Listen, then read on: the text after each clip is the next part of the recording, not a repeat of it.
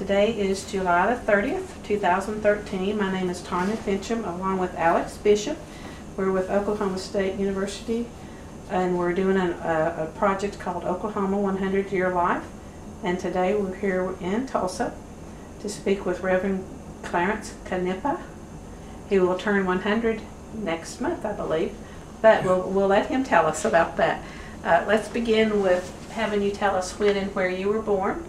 I was born in Texas, in the country, near post office at Swiss Alps.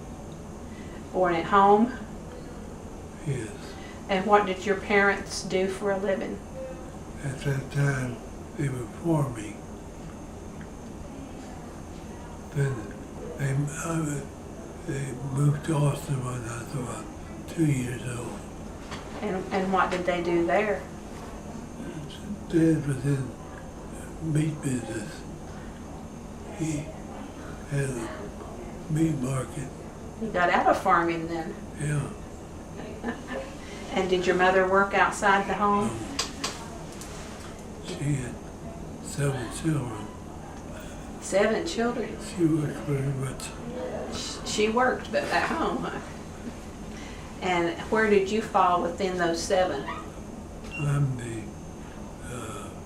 third. Third? Okay. Almost in the middle. Yeah. And where did you go to elementary school? In Austin. Austin. To Lutheran Parochial School. And you were born August the 19th, 1913. Yes. And then you were graduated from high school then in, let me do my math, 21? No? Well, 31. 8:30. 1930. And what was the name of the high school? Austin High. Austin High. Did you have a favorite subject? Well, I had a history teacher that was really good. And I enjoyed her classes more than any of them. Were you in, I don't guess they had 4-H or FFA, anything like that? No. In high school, did you have an idea of what you might do for your career? No. So after high school, what happened?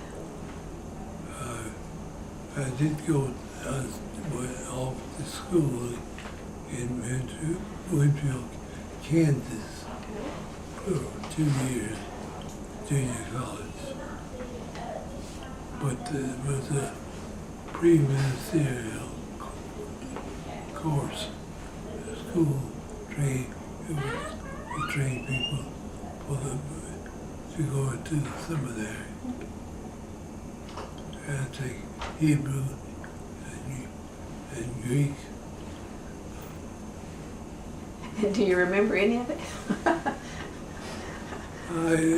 Not too much. I didn't really keep it up, but I still know words, like many, especially in medical terms. Greek has a Greek basis.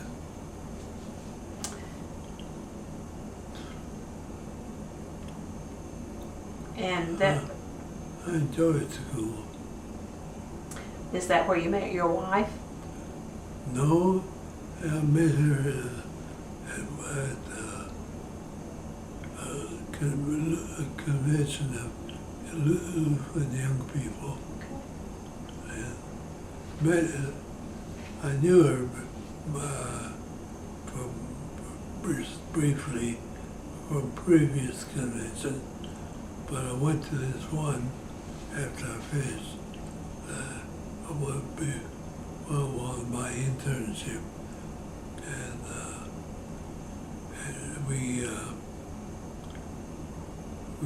decided to have a camp afterward, and we decided by the end of the camp that we're going to get married. Pretty quick courtship. Yeah, and she came by the house to meet my parents on her way back home. And where was she from? Fort Worth. So a Texas girl too, huh? Yeah. And did you spend most of your career living in Texas? Yes, most of, no, my career, 10 years there. And I came here in 46. Came back to Oklahoma? Came to Oklahoma. Yeah. To Tulsa? Yes. What brought you here? To be pastor of Grace Lutheran Church. I was pastor for 32 years. And then I've been in marriage since more than that. Longer than that. Pastor at the same church for that length of time? Yes. That's not too common these days, is it? No. But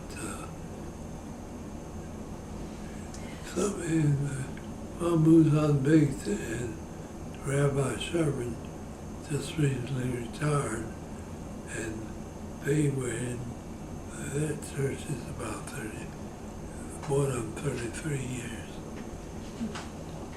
Well, 1946, that was right after or around the war, end of the war. Yeah.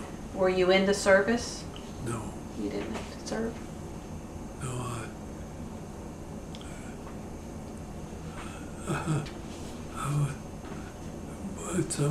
before the war, one of the pastors was in the reserve and wanted me to go in as reserve chaplain. Mm-hmm. And I thought about it a little bit, and then my wife, we got pregnant, and that ended that. So how many children do you have? I had 4 living. 5. So your wife was busy too then? Yeah. She was the best thing that ever happened to me. And how long were you married? We were married 69 years. 69. Ooh. And what was the secret to that? Well, I guess we both were able to get along with each other. Well, you don't hear about that too much these days either. She was real good. She was. Her mother told me, warned me that she has a temper, and we did have quick changes in mood. She could get angry, but she'd be over it in a little bit. So if you decided to get married, that's after a week. Did you actually go ahead and get married soon? Well, I was gonna marry at my last year, after I finished the last year seminary, and I didn't have anything permanent. It's the depression, and I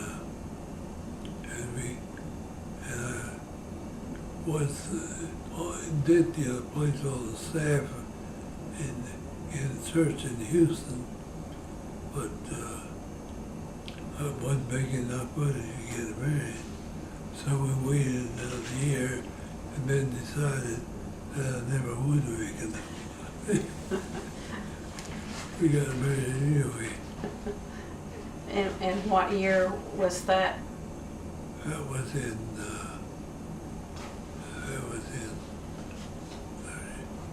37.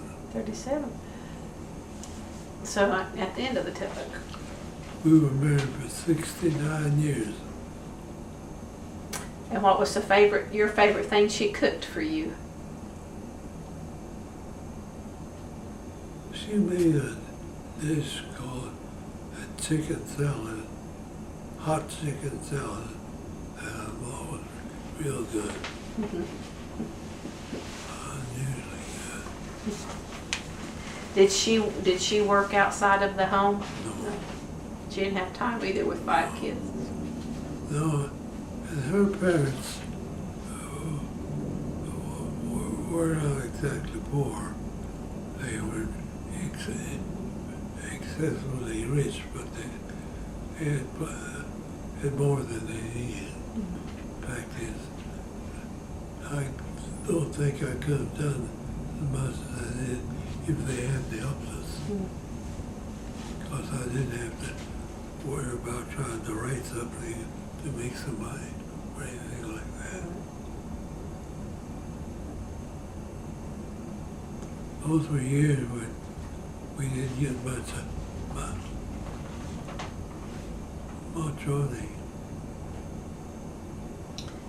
The 40s and the 50s, well, 30s and 40s and 50s, I guess, were pretty tough. Yeah.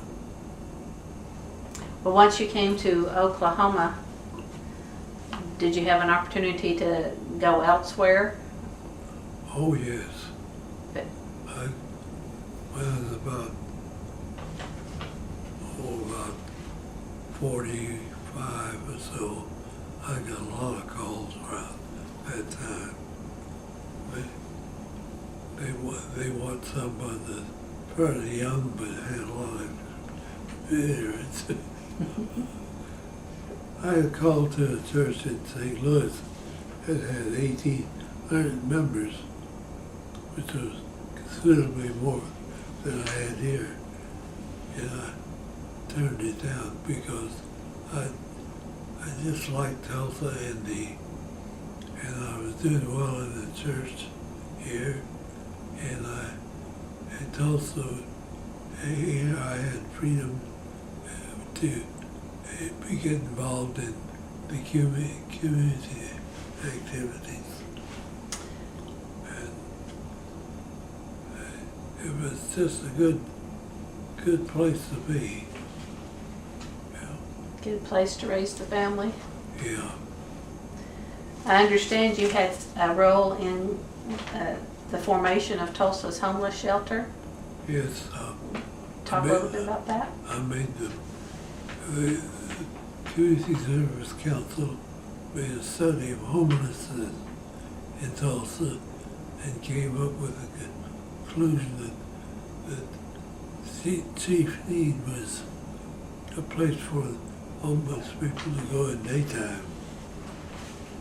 And Salvation Army wasn't able to do that. And so they came to the Tulsa Metropolitan Ministry, and I was on the board of that. In fact, on the board of both of them organizations. And they appointed a committee to look into it, and I was on that committee, and I made the motion that we started, and we started on a real humble circumstances, a warehouse, and remodeled it a little, and we spent a couple months getting things ready, writing up the operations and everything, and then we decided where are we going to get the money, because I knew to get that resolution passed to start it, I knew we'd have to put in there that we provided we could raise the money to do it. Because and you know, like in so many things, the Jewish community really contributed.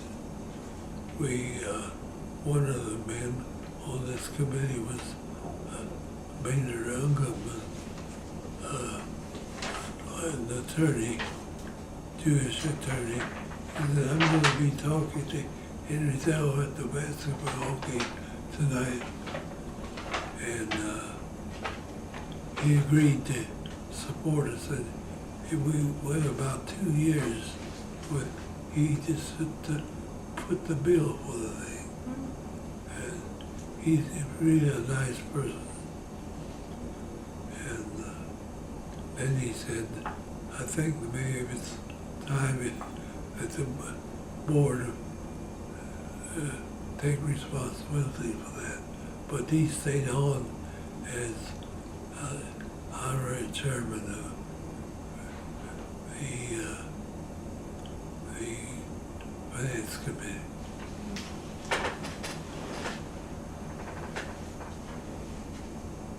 I had a number of interviews at him in his office.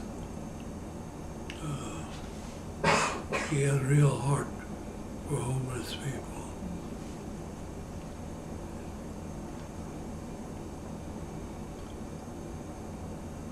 That was a good experience from that little, started in that warehouse. Hey, one of the women that was a volunteer there was the doctor's wife, and she decided that they need to have a clinic for minor things, and we had a little room off of the warehouse, and they made it gave that room to them, and they didn't have running water even. They didn't carry water in a bucket to the room, and started a clinic and treating minor things, you know. And later, too many years, I forgot exactly which year, we decided we wanted a new building, and so we started that, and then resolved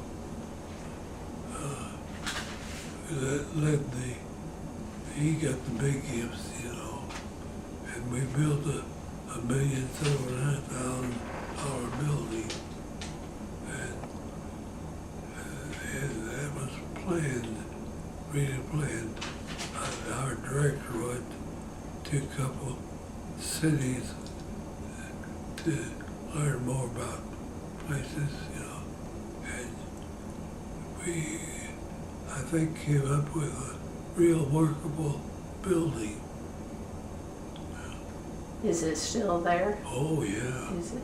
It's right, we located, it's our own property right next to the Salvation Army.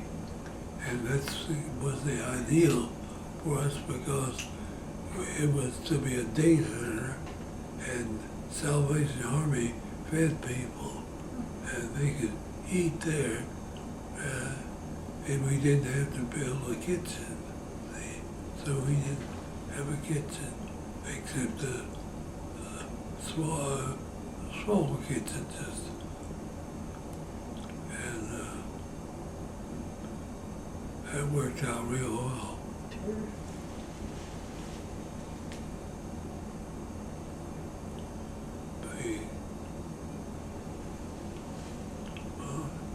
I was on the board, active on the board for, I guess,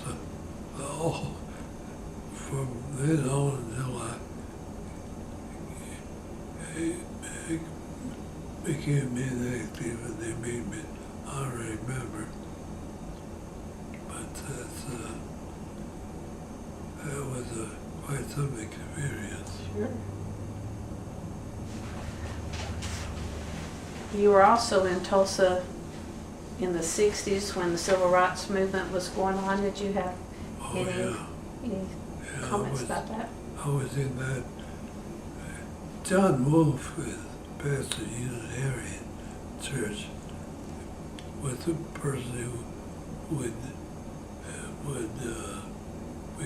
like I told him, I said, he was artillery he softened up the thing, and then another group came more moderate, and and seemed to be could go and get it done. I fortunately had good connections with some people in the north and south Tulsa, and one incident is interesting to me.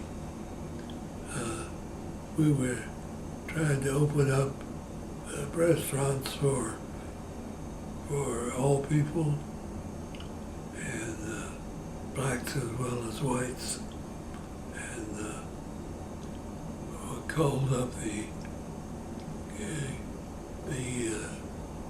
commissioner of police and fire department, told him what we was going to do, and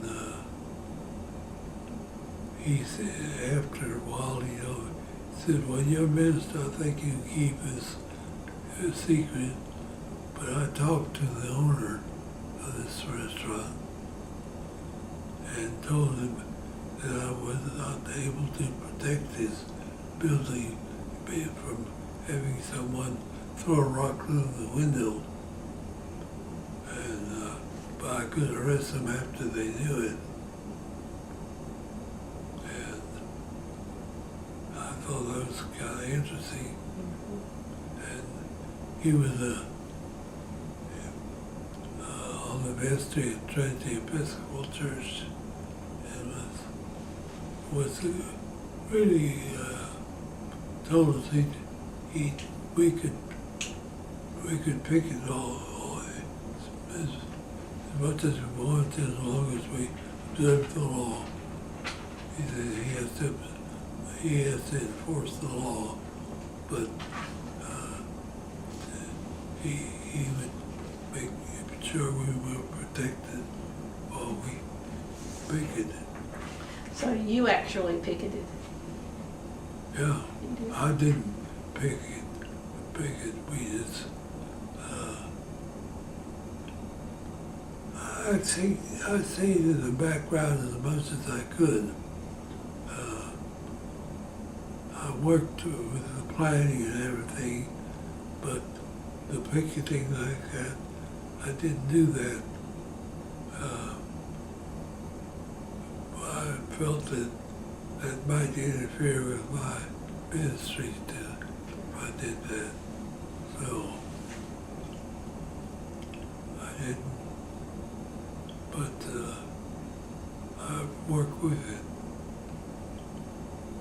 Fact is, that was one of the rewarding experiences, because we had a pretty good transition here in Tulsa for a city that burned down In the 20s or yeah. It's not complete. It's not complete that they still don't have the same opportunity that whites have. Well, do you recall when J.F. Kennedy was Oh, yeah. assassinated? Yeah, there's an article in that a newspaper article about what I was quoted on some things on that at that time.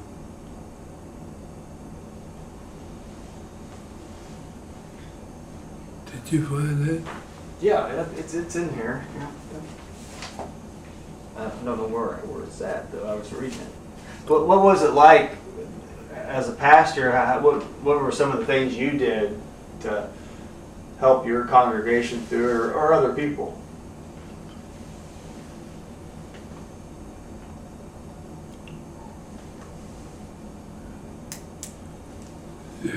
Help what? In the civil rights movement? Or, and when JFK was shot, was there anything unique about being a pastor at the time, you know, leading the church during that time? Oh, yeah. Well, it was a time of grief, you know, and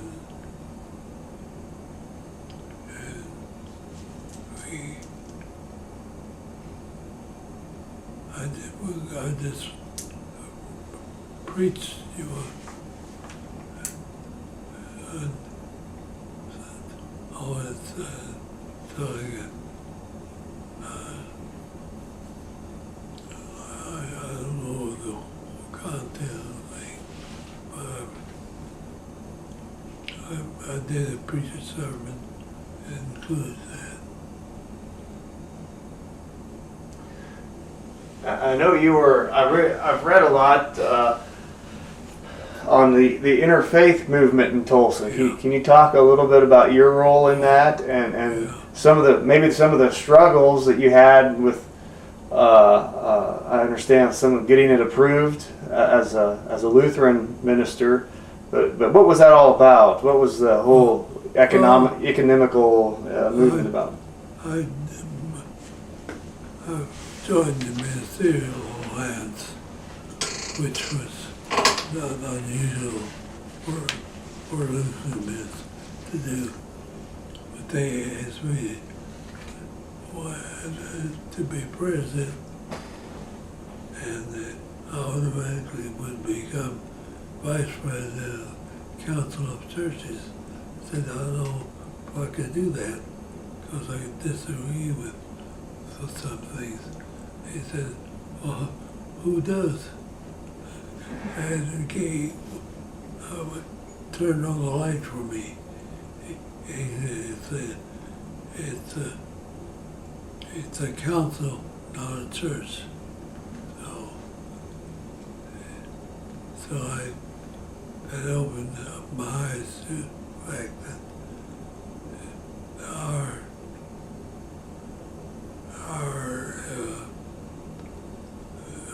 church, our Senate's view towards participating with other churches like that was not exactly correct. And so I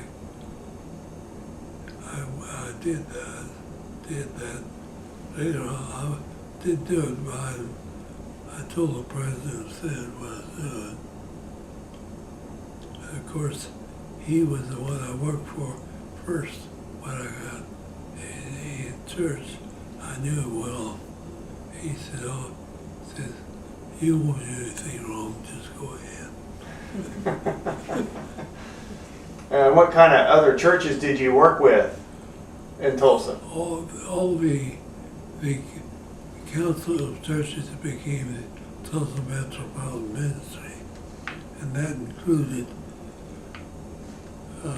first the council was just of Christian churches, and then Tulsa Metropolitan Ministry included Jews and others. And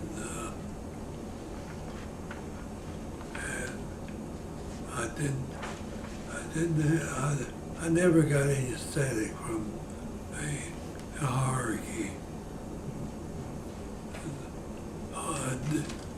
I was reported by somebody who came to last Sunday and heard about some other things, and the president of OOHRP, my friend was not president anymore, but called the district president here and told him to handle it, you know. And he called me up, told me when he got a letter, he said, now I've done my duty. Which gave me clue. Just don't forget about it. No, we had controversy in our Senate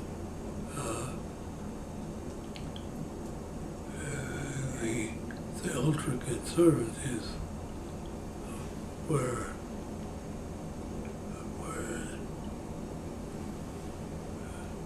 they got into control, and and some of them asked why I didn't leave the Senate, you know. The center of the controversy was around the seminary in St. Louis. And they were firing profs for not adhering to what they said and believed, you see. In some practices like interfaith. And so they walked out, the faculty. They were picking them off one at a time. They said the faculty decided they'd all leave except one. And then when they walked out, they had no salary. And so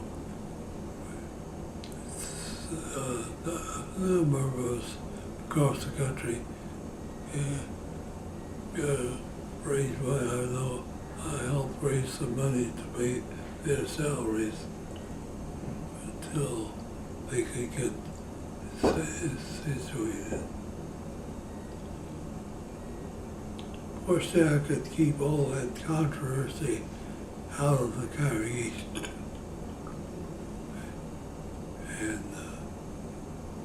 there were some of our members that were deeply loyal to the Senate. And if I would try to take the congregation out of the Senate, they would have been very hurt. As long as they don't bother me, I won't hurt them. So we stayed in.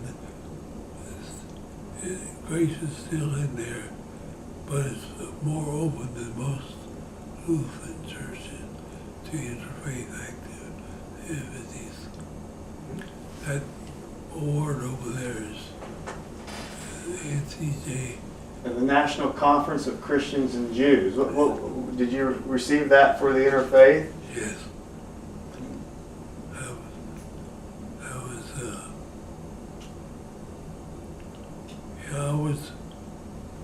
I think I helped. And then, I don't want to be boasting, but I think I helped to create the kind of atmosphere we have between the churches here in Tulsa. At least some believe, some who lived through that period think so. So, but we do have a good atmosphere between the churches and the Jewish community. I tell you, without the Jewish community in Tulsa, wouldn't be what it is. They are in the vanguard of progressive things. And Rabbi Sherman was a real good friend of mine. Before he came, I was a good friend of Rabbi Rosenthal too.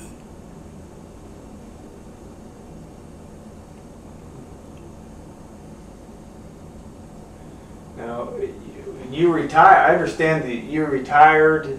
When you retired, did you continue to serve the church and the community? And yeah, for a number of years until I had this stroke, I was active.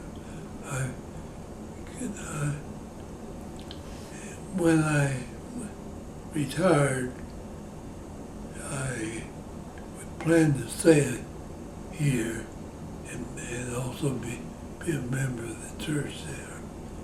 And I tried to get some idea of what other denominations do with their clergy. And I got information from a number of them, but like some of them, you can't stay in the same church, you know, you have to get out completely. And the best set of rules that I could find was the one for the Jewish community for their rabbis. And I wrote that up, and that worked out real well. My successor was there for 25 years, and he and I got along real well.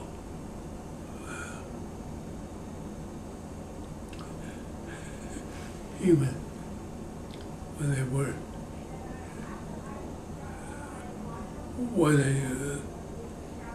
wanted to add on to the facilities, they had committee to raise the money, and when I read what they were planning to do, they asked people to, like, told Jim that he'll never raise the money that way. And he said, well, would you take over? I said, I don't know anything about that.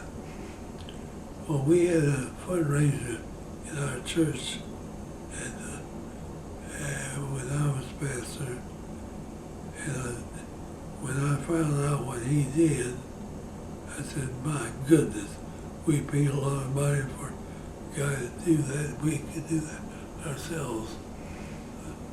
And I learned how to make money. In fact,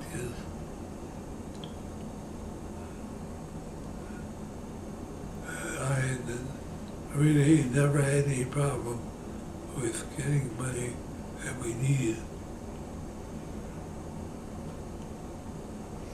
We raised a lot more than we expected at that time.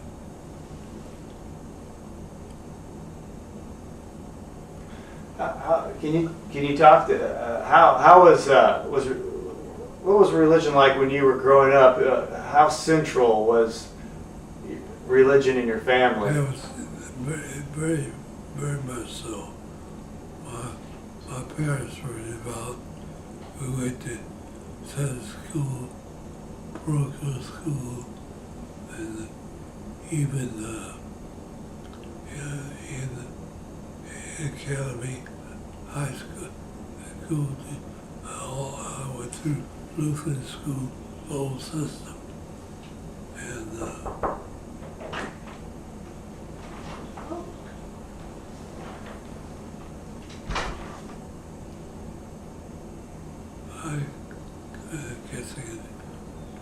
I asked him not to interrupt us. You went to Lutheran schools? Yes. Of course, I took courses at University of Texas in summertime, and in the year that we were supposed to have an internship between the second and third year seminary year of that. And it was the people didn't have any, there was depression period and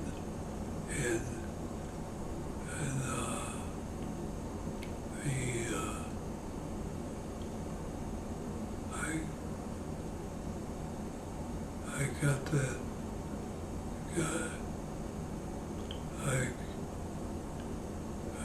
I got that's how I got on. It's a story I could connected with my convention that young people I work with I went to the University of Texas during that year, and also worked with the young people in church, and that's how I got Harm's attention. He was there, and he had fall. After summer, he asked me if I'd come down and work with him.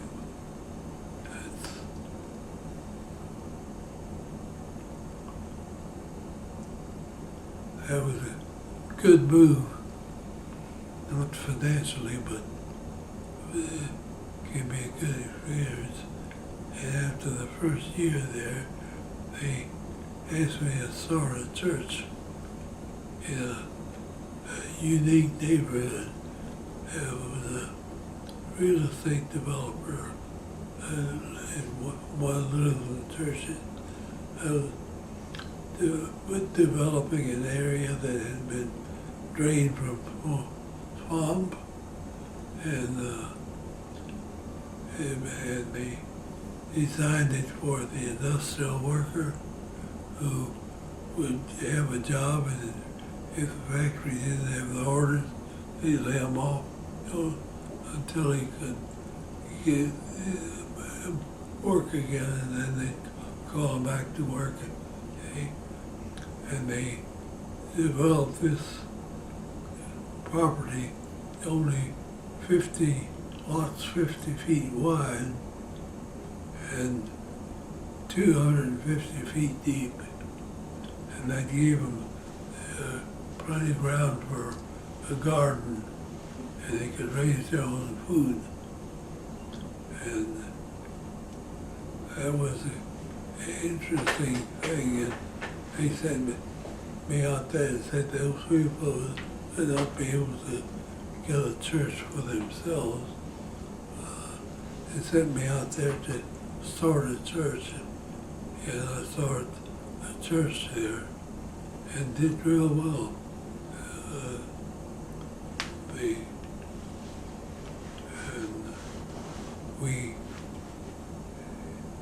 The district decided they would support it, and we opened up a school too,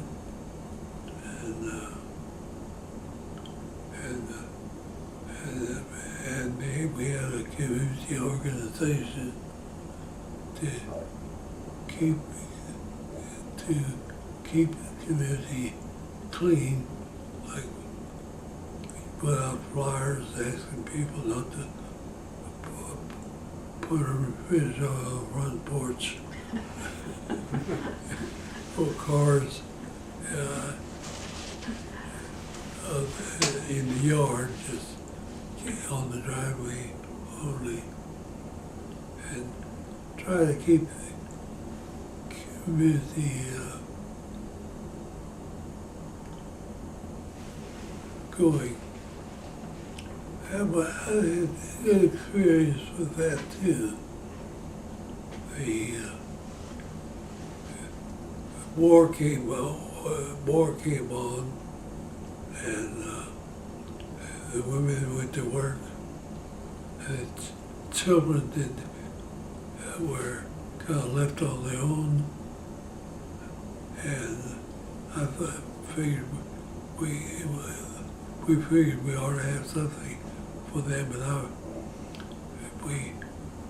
my wife's folks bought the property next to the church that was vacant, and we thought we'd make a playground.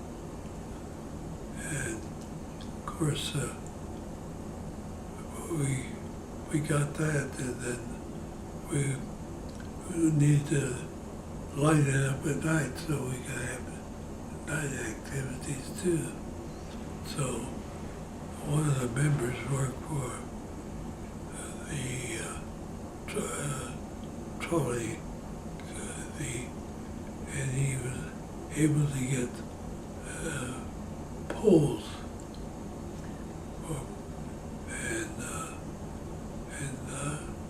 and I figured we had to get them set and the electric put on. I went to public service company was the utility in that area. And I went to the office there and I said, I want to speak to the president of this corporation. I don't know why I had that guts to do it, but I did that sort of thing. And they said, what it was. And it said, you have an appointment? I said, no, I didn't really know whom to call. So he called up and said, how much time does he want? I said, oh, about 10 minutes or so. He said, send him up. And I went there and he kept me for an hour while I explained what we're trying to do. And he agreed to do that, but I agreed to do that, to set that up. And he said, but who's going to do the wiring and lights? I said, that's the next step. And he pulled out the yellow section and looked through the electric companies. He said, you know, I hate to tell you this, but the companies most likely to do that for you are Jewish.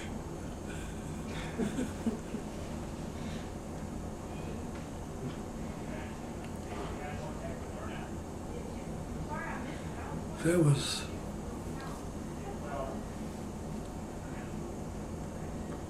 what triggered is a kid got, one of the kids had a BB gun and shot another kid in the eye, and that's what started us on trying to get something in the neighborhood for the kids to do.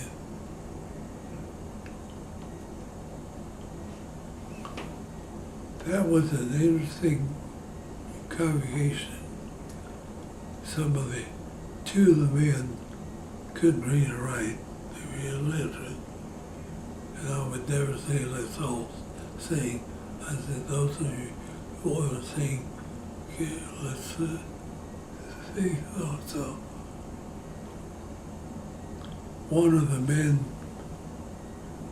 worked in the railroad yards that was just south of the area where we were.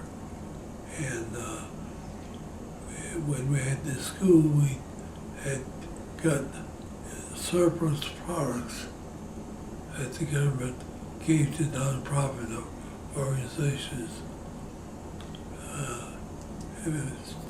So I put you, we still had gasoline rationing, and the people didn't have the gasoline to volunteer to run the errands.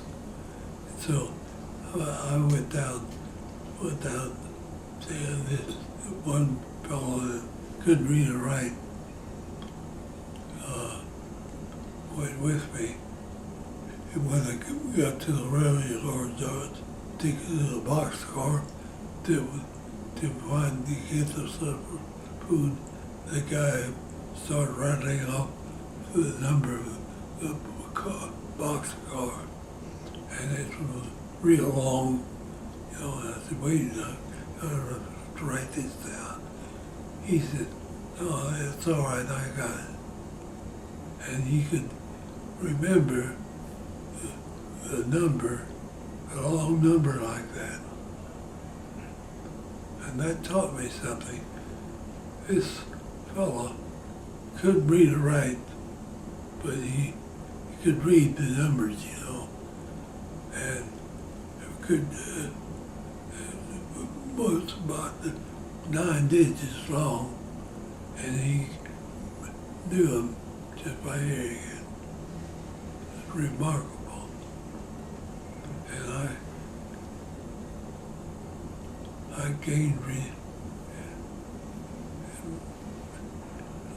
gained a lot of respect for people that didn't have an education, and others that had no education. One of the finest and best men in the congregation now had 2 years of school.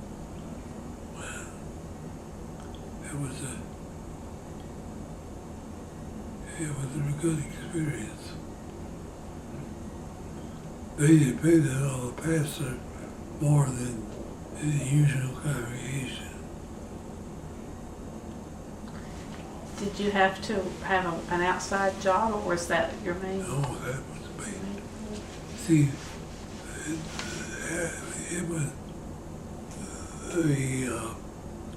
said at the rule that you had to have a call, that is, to a congregation.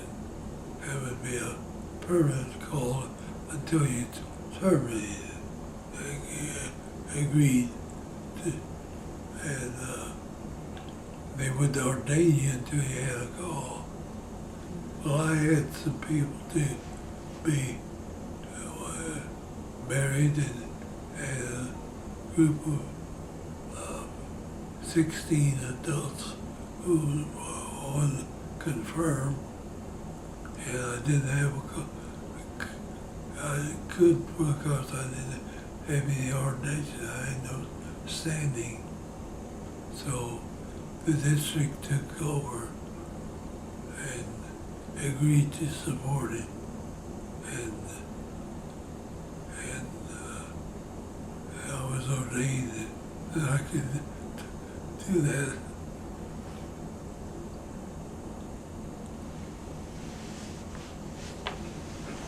You have I don't know if you could share, some folks who are clergy have favorite memories of a Sunday service, or what some call a homily, or do you have a favorite one, or something you remember that? No, I remember when I was subject to migraine headache, and we had evening service because shift workers couldn't be there in the morning, and so the time for the evening service came. I had this I call it a sick headache, where it just up everything, and they had to postpone the service for about 10 minutes for me to get through, and I came out, and my wife told me later that I was white as a sheet.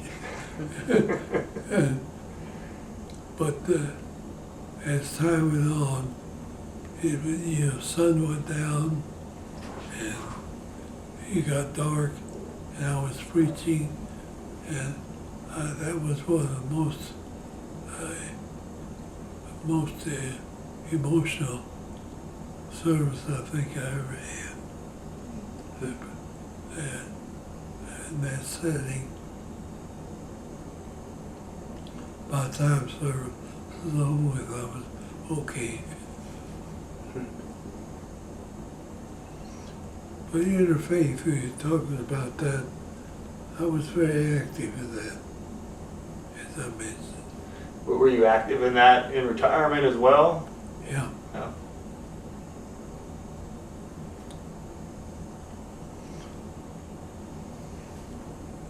And what do you think is your secret to living a long life? What's your secret to longevity, in other words?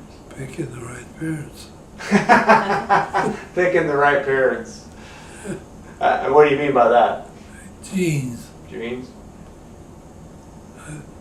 I think, and of course, my mother cooked well, and my wife was a real good cook, and made sure we had a balanced meal, everything. So I always ate well. And what was a balanced meal for you? What would you Well, typically? you had to have protein, meat, and vegetables, fruit. I know when I was growing up, Dad would buy oranges and apples by the box, and we have them. And we could help us all anytime we wanted to. In those days, fruits were a luxury too. Yeah. But I had a good diet all the way through. What about exercise? Yeah. And that diet can be, from at least my experience, diet is something that pastors and people who lead churches, it can be a struggle sometimes. Some days you may not eat very well, and other days you may eat too much. Yeah. Well, I did. But there was time when I was starting to get a little heavier. I cut back on that right away.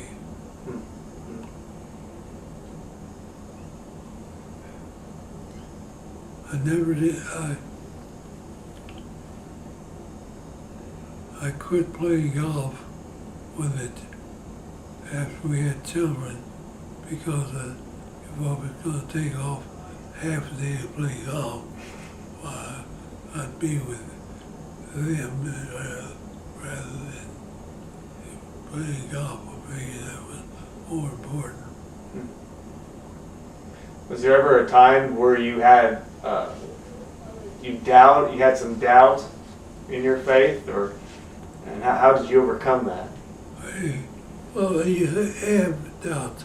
Faith actually, Paul tells it over a little paper of a book about that thing, the real short book on dynamics of faith, and he had the faith of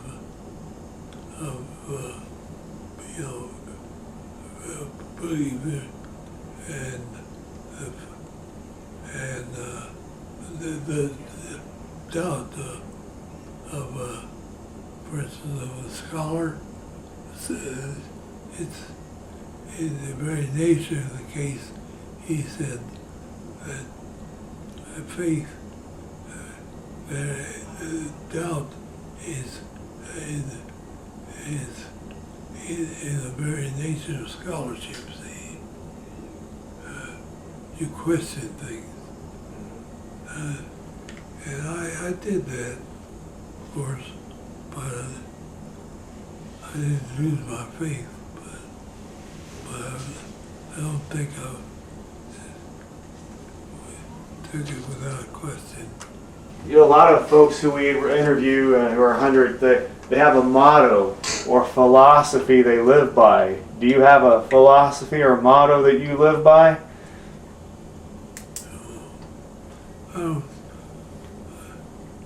I think my faith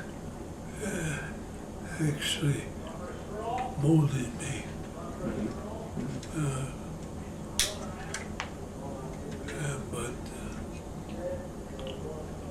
How did it mold you, and I think it made me gave me purpose in life,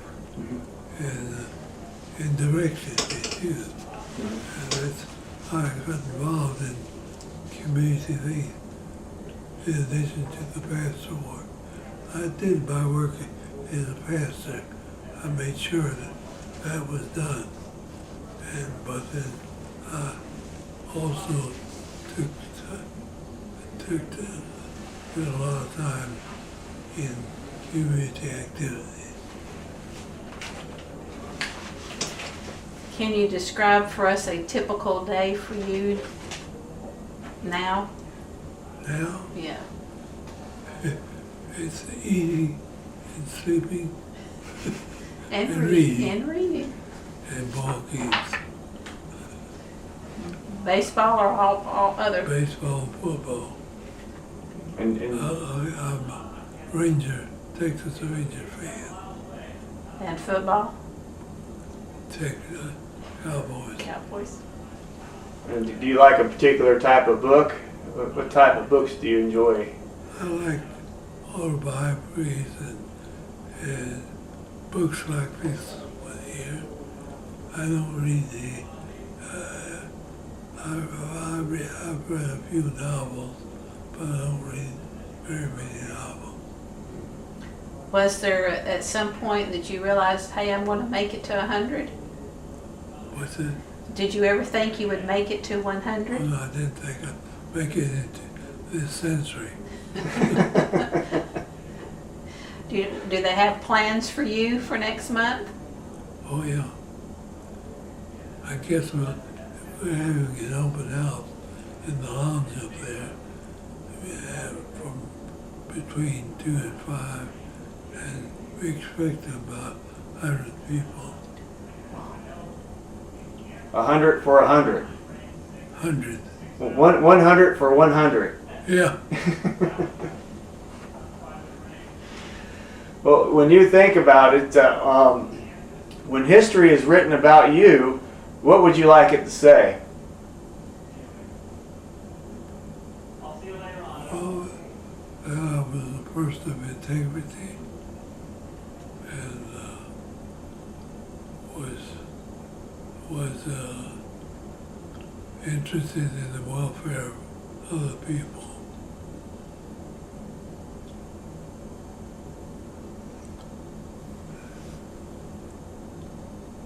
At one occasion at an anniversary, I don't know which one it was, but I'd been in ministry for a while, and I said, words of St. Paul apply, I fought the good fight, I've kept the faith. I said, I don't know how well I fought, that's why this judge, but I fought the good fight, the right fight. And that's the way I feel about my life in general.